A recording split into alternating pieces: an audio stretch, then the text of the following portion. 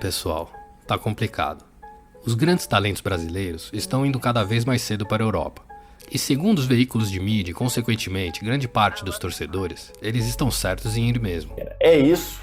Baita negócio do Atlético Paranaense que ainda fica com o Vitor Roque até o fim de 2023. Não tem como. Hoje em dia, quando você tem um grande fenômeno no futebol brasileiro, ele não vai ficar no Brasil depois dos 18 anos. Botar no bolso quase 100 milhões de reais na conversão, como disse o Pedro na sua entrada. Então o Flamengo tinha que vender, né? A roda tem que continuar girando e é assim que o Flamengo e os clubes tocam os seus negócios e tá corretíssimo.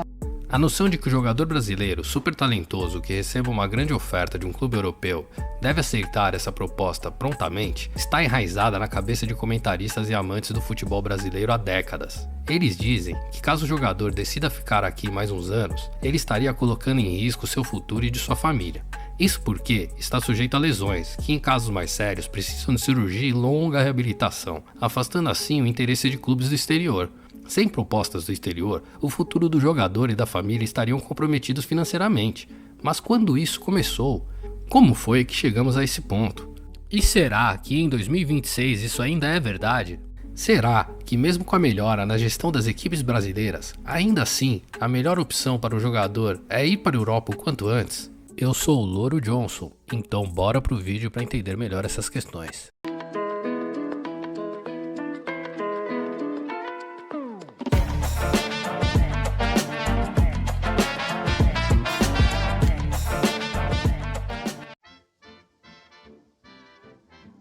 Para podermos entender melhor essa questão, é preciso um pouco de contexto histórico. E para isso, precisamos voltar no tempo para uma época onde pouco se falava de dinheiro no futebol. O interesse dos clubes europeus no jogador brasileiro vem de longa data. O primeiro jogador brasileiro a jogar no velho continente foi Jaguaré, goleiro do Vasco da Gama, que após uma excursão com o time na Europa trocou o Gigante da Colina pelo Barcelona da Espanha em 1931. Mas essa não era a regra e sim a exceção. A esmagadora maioria dos jogadores brasileiros da época atuavam no Brasil, e esse cenário permaneceu inalterado até meados dos anos 80. É verdade que um ou outro jogador fizeram a opção por se transferirem para a Europa nesse período, e inclusive alguns fizeram história, como Mazzola, que atuou por Milan, Napoli e Juventus, e Evaristo de Macedo, que conseguiu a façanha de se tornar ídolo do Barcelona e do Real Madrid. Mas isso não era comum. Não só porque a diferença financeira do que se pagava na Europa para o que se pagava no Brasil não era tão alta, mas também pelo fato de que os jogadores que atuavam fora do Brasil não eram convocados para a seleção brasileira. O jogador sabia que ao optar por atuar em outro país, ele ficaria fora dos olhares dos selecionadores e do público. O simples fato de o melhor jogador de todos os tempos, Pelé, ter jogado toda a sua carreira no futebol nacional, já mostra como não se tinha ideia de que na primeira proposta o jogador deveria sair. Pelé, inclusive, recusou várias, e a noção geral era que apesar de você poder ganhar um pouco mais de dinheiro lá fora, não valia a pena, pois jogar na seleção e por um grande clube brasileiro tinha um peso muito maior. A coisa só começou a mudar nos anos 80, e foi aos poucos. Em 82, pela primeira vez em sua história, a seleção brasileira convocava 2 jogadores que atuavam fora do país para uma Copa do Mundo, Falcão da Roma e Dirceu do Atlético de Madrid. Porém, esse movimento inicial dos anos 80 era bem diferente do que vemos hoje. Para se ter ideia, Dirceu deixou o Brasil com 26 anos e Falcão com 27.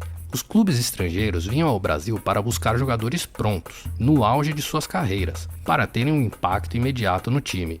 Até mesmo o grande craque brasileiro dos anos 80, Zico, só deixou o Flamengo aos 30 anos. Na época, apenas jogadores com muito destaque acabavam tendo algum cartaz na Europa, e não era comum que um jogador jovem ou uma promessa tivessem qualquer proposta. O boom de fato dos jogadores brasileiros no exterior se deu nos anos 90. Depois de Careca, Ronaldo e Romário, as portas da Europa estavam escancaradas para os craques brasileiros. Além disso, é nos anos 90 também que outros mercados começam a aparecer mais no noticiário esportivo, em especial o Japão, que após uma passagem de Zico no final de sua carreira, passou a levar vários destaques do futebol nacional. Apesar do número de transferências para o exterior ter aumentado consideravelmente durante essa década, ele ainda não era tão alto quanto hoje.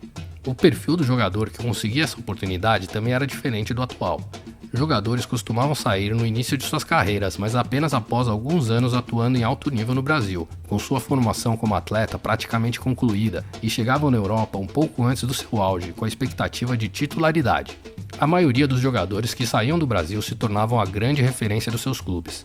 Ronaldo foi um dos poucos a sair com menos de 20 anos e mesmo assim logo se tornou o craque dos times onde jogou. Com o aumento das possibilidades para acompanhar o futebol globalmente, caiu por terra o medo dos jogadores de não serem convocados. Além disso, a diferença nos salários pagos na Europa e no Brasil cresceu, o que atraía ainda mais os jogadores. Mas ainda não se tinha essa ideia de que os clubes europeus eram maiores ou melhores que os brasileiros. O sonho do jogador dos anos 90, quando ele começou a carreira, era se destacar e ganhar títulos por um clube grande no Brasil.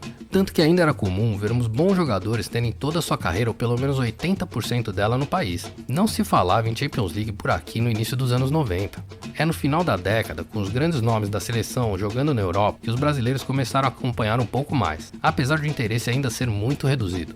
Já nos anos 2000, a coisa degringolou de vez para o futebol brasileiro. Os clubes europeus estavam começando a colher os frutos de uma organização maior que aconteceu na UEFA e em diversas ligas europeias durante os anos 90. Eles passaram a ter um grande poder financeiro quando comparados aos sul-americanos, e uma debandada em massa passou a acontecer. Soma-se a isso o auge da desorganização dos clubes no Brasil, que fez com que os times estrangeiros levassem vantagem em qualquer negociação. Até mesmo mercados menos conhecidos e sem nenhuma expressão internacional contratavam jogadores brasileiros à torto e à direito. É a partir daqui que surge a noção de que uma transferência para fora é a melhor opção para qualquer jogador no Brasil. O objetivo maior de qualquer jogador no Brasil dos anos 2000 em diante não era mais fazer história em um grande clube brasileiro, e sim garantir uma venda para o exterior, se possível antes mesmo de estrear profissionalmente. Mas como chegamos nesse ponto? De a mídia e a população brasileira concordarem com a ideia de que a melhor coisa que um jogador pode fazer quando aparece uma proposta do exterior é aceitar sem pensar. Mundo árabe, Rússia, China, não importa. Caso um jogador que atua no Brasil tiver a oportunidade, ele deve abraçá-la, sair correndo e agradecendo aos céus. A verdade é que por um bom tempo essa visão tinha embasamento, e diversos fatores contribuíram para isso. Então vamos aos pontos. Basicamente, a Lei Bosman deu fim à lei do passe e deu mais liberdade aos jogadores. Quando o contrato com o clube acaba e não é renovado, o jogador está livre no mercado para se transferir para um novo clube, e esse não paga nada para ter a nova peça no plantel. Antes, o clube podia renovar o contrato automaticamente, muitas vezes desfavorecendo financeiramente o jogador. Se o contrato ainda estiver vigente, o acordo de transferência tem que ser em comum acordo e o novo clube paga uma multa rescisória. Os clubes brasileiros demoraram a entender e a se adaptar a essa nova realidade, e os clubes estrangeiros se aproveitavam disso. Os times no Brasil faziam contratos com prazos pequenos em comparação aos que são feitos hoje em dia, e perdiam seus jogadores no final do acordo de graça, ou eram obrigados a vender pelo que ofereciam. Os grandes clubes brasileiros estavam endividados, e muitas vezes qualquer dinheiro que entrasse para dar um fôlego no caixa era bem-vindo. Durante os anos 90, uma onda de profissionalização da gestão do futebol tomou conta da Europa e das ligas europeias. O Brasil não acompanhou esse movimento e na época ainda tinha a figura do Cartola como principal responsável pela administração de um clube. Depois, nos anos 2000, vieram os dirigentes que não eram melhores, mas tentavam imitar o profissionalismo europeu com pouco sucesso. O futebol no Brasil sempre foi gerido de forma amadora e com torcedores à frente dos clubes. A grande maioria desses torcedores dirigentes não era capacitada para o cargo, e muitas vezes enfiavam os pés pelas mãos com péssimos negócios, afundando ainda mais os clubes em suas dívidas. Salários atrasados, antecipação de contratos de TV, empréstimos, problemas de fluxo de caixa, processos trabalhistas. Esse vocabulário passou a fazer parte do noticiário esportivo dos anos 2000 em diante com uma frequência muito maior do que antes. Toda a estrutura do futebol ficou defasada. Estádios e CTs eram ultrapassados. Clubes grandes e tradicionais sofriam seus primeiros rebaixamentos e havia uma sensação geral de que essa seria a realidade dos clubes no Brasil para sempre, que não conseguiriam segurar sequer jogador nota 5 por aqui. Qualquer jogador minimamente qualificado se transferia para fora na primeira oportunidade para fugir dessa bagunça, e o futebol brasileiro foi ficando cada vez mais para trás. Não eram só os clubes que passavam por um período turbulento durante os anos 2000. O futebol brasileiro como um todo estava desmantelando. O Campeonato Brasileiro perdia credibilidade a cada edição, com viradas de mesas e regulamentos confusos para dizer o mínimo. Olha! Põe pan. Doutor Osmar, muito bem, prega virada de mesa no futebol do Brasil. Virada de mesa. O senhor é o novo doutor Vilela do Fluminense, rei do tapetão. A fatídica Copa João Avelange que o diga, não é mesmo? Além disso, começava a vir à tona os primeiros casos de corrupção na CBF, com CPIs e processos sendo instaurados, mas nunca dando em nada. O futebol brasileiro só dá um passo adiante de fato em 2003 com o primeiro campeonato brasileiro por pontos corridos. Sair do formato de mata-mata na época foi uma decisão muito criticada, mas hoje sabemos que era o correto. Porém, essa medida veio tarde demais. Os clubes já estavam em uma situação muito delicada. Com a debandada dos jogadores, a falta de manutenção nos estádios e gramados, os péssimos CTs, o nível técnico do Campeonato Brasileiro despencou. E com ele, obviamente, também despencou a taxa de ocupação nos jogos. O torcedor não queria mais pagar um alto valor que poderia ser utilizado em outro lazer para ver um jogo ruim, em um gramado ruim, em um estádio ultrapassado, correndo o risco de tomar chuva e ainda levar uma coça da polícia. Sim, nessa época ainda tinha isso. O auge da violência no futebol brasileiro. Torcedor morrer em estádio já não era uma notícia nova. Acontecia toda hora, quase que todo jogo. Tem também o fato de que, como os clubes estavam vendendo o almoço para pagar o jantar, nenhum deles conseguia manter um plantel por muito tempo.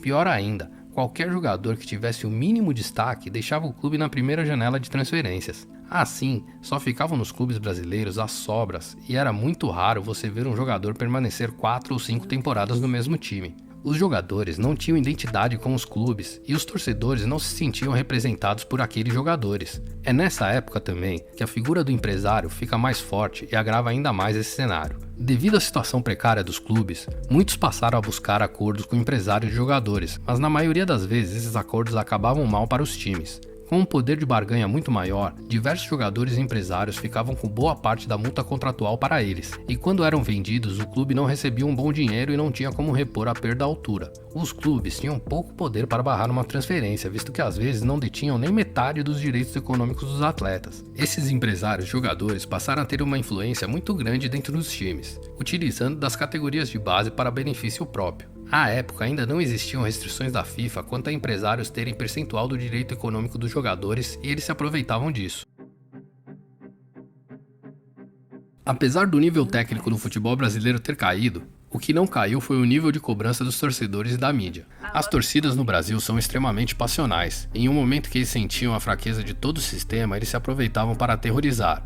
Invasões de campo, brigas generalizadas, invasões de centros de treinamento, ônibus sendo apedrejado na chegada ao estádio e emboscada em jogadores em momento de folga. Tudo isso sabendo que provavelmente sairiam impunes. Não são poucos os jogadores que deixaram o país alegando falta de segurança para eles e suas famílias. Naturalmente, isso se somava ao discurso de que na primeira proposta o jogador tinha que sair, pois se viessem a viver um mau momento no clube, eles sofreriam com esse tipo de cobrança das organizadas. A mídia também não perdoava. Até mesmo times vencedores eram criticados por jogar feio. A sensação geral era de que os treinadores abdicavam de jogar, com times muito defensivos para não perder e assim se garantir no emprego por mais tempo. A falta de estabilidade dos treinadores nos clubes no Brasil também era e ainda é muito fomentada pela mídia e a necessidade de se ter notícia todos os dias. E com jogadores não era diferente. A relação imprensa-jogador de futebol ficou distante e passou a ser feita por meio de intermediários e assessores de imprensa. A mídia pesava nos comentários, muitas vezes trazendo para a discussão aspectos da vida pessoal do atleta que nada tem a ver com o que ele faz no campo. Esse distanciamento fez com que a imprensa não tivesse qualquer ressentimento em pesar a mão nas críticas. Como já falamos, nem sempre o dinheiro foi um fator determinante nas transferências internacionais no futebol brasileiro. Mas com a decadência dos clubes, da CBF e da Conmebol, os times do exterior passaram a nadar de braçada. Enquanto aqui o jogador não sabia se receberia o salário em dia ou não, ao redor do mundo esse medo já não existia mais. Além disso, dada a organização do futebol lá fora, novos acordos de TV e patrocínio cada vez maiores e mais vantajosos eram fechados. Enquanto no Brasil a coisa permaneceu inalterada por muito tempo, visto que todos os times dependiam da verba da Rede Globo, quase que exclusivamente, e com isso não tinham poder de barganha nas negociações. Essas diferenças começaram a ser tão gritantes que até jogadores de qualidade duvidosa arrumavam transferências para ligas menores como Suíça, Suécia, Bulgária, Dinamarca, Croácia, Ucrânia e por aí vai. Na maioria das vezes, até essas ligas pagavam o dobro do que eles receberiam aqui no Brasil. Os times europeus tinham tanto poder que passaram a comprar os jogadores antes mesmo deles jogarem por seus clubes formadores. Com isso, pagavam mais barato e garantiam que o jogador terminasse sua formação já na Europa, o que na cabeça deles é melhor para a adaptação do atleta. Além disso, quando vamos para o topo da pirâmide, a diferença era ainda maior. Os salários de alguns atletas na Europa muitas vezes eram proporcionais à folha salarial inteira de um clube do Brasileirão. Os clubes europeus ainda tiveram a vantagem da criação da União Europeia, que fez com que jogadores com passaporte italiano, por exemplo, pudessem jogar na França ou na Espanha sem que impactassem nas vagas para estrangeiros. Em resumo, qualquer jogador com cidadania de um país da União Europeia pode jogar em qualquer país da União Europeia sem entrar nas vagas para estrangeiros. E é aí que, com menos restrições e muito mais dinheiro, que os maiores clubes do velho continente passam a montar verdadeiras seleções mundiais.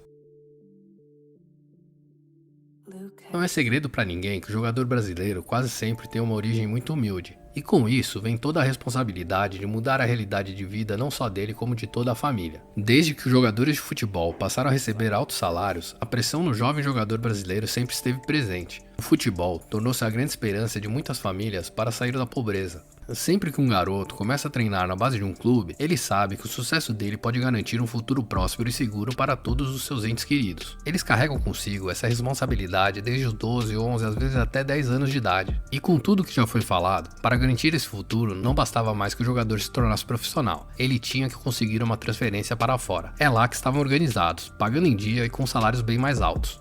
Esses garotos desde o começo ouvem que para terem sucesso no futebol, precisam ir para a Europa. E por isso, quanto antes ele garantir essa venda, melhor para ele e sua família. Afinal, a Europa já não leva tantos jogadores acima de 23 anos como nos anos 80 e 90. Os garotos, desde cedo, se habituam a jogar com os clubes europeus no videogame para jogar com os ídolos maiores deles e acompanham de perto os grandes jogos da Europa. Naturalmente, eles se imaginam jogando lá com esses craques que tanto admiram. Esses garotos não têm mais o sonho de brilhar em um grande clube no Brasil. O sonho deles passou a ser integrar um daqueles times que eles jogavam no videogame. Outro ponto sempre levantado é de que o jogador estaria sujeito a uma lesão jogando por seu clube no Brasil, o que praticamente possibilitaria uma venda. Vale ressaltar que os clubes brasileiros não pensavam diferente. Na sua grande maioria, eles preferiam garantir a venda o quanto antes para também não correr o risco de ficar sem ela depois. Diziam que seria uma irresponsabilidade não negociar, mesmo quando os valores não eram tão relevantes, principalmente se comparados aos números praticados lá fora. Essa ideia, que passou a ser uma verdade desde 2000, segue inalterada até hoje. Mas será que ela ainda é válida? Será que a melhor coisa para o jovem jogador brasileiro ainda é sair na primeira proposta?